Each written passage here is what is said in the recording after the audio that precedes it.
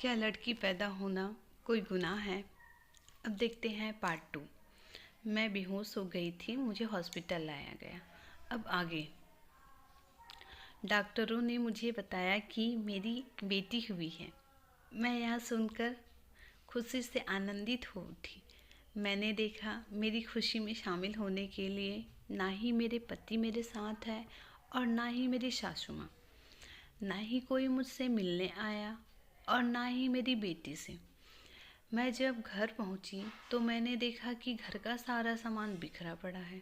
सासू माँ से पूछा कि मम्मी जी, घर का सामान बिखरा हुआ क्यों है?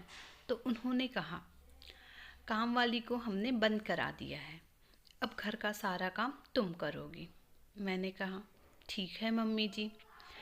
एक दिन जब मैं घर का काम कर रही थी तब मेरी बच्ची ज़ोरों से चिल्लाकर रोने लगी।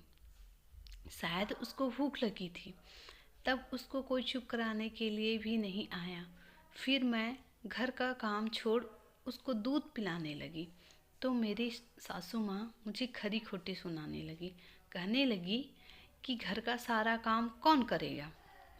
एक दिन की बात है, मेरी बेटी को बहुत तेज़ बुखार हो गया। मैंने सासू माँ को बताया तो उन्होंने कह दिया, तो मैं क्या करूँ। हॉस्पिटल घर से करीब 2 किलोमीटर दूर था।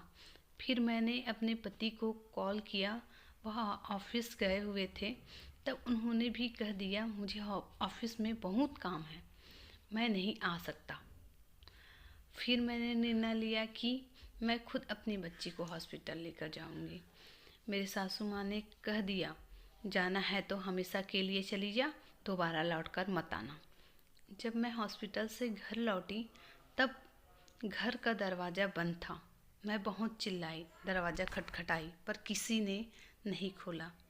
मैं वहाँ खड़ी रही, घंटों रोती रही पर किसी को मेरी बेटी पर दया नहीं आई। अंततः मैं वहाँ से चली गई। अब आगे देखते हैं कि एक माँ अपनी बेटी को कैसे पालेगी, उन्हें किन किन मुश्किलों का सामना करना पड़ेगा। प्लीज़ आगे की कहानी जानने के लिए लाइक शेयर सब्सक्राइब करें। धन्यवाद।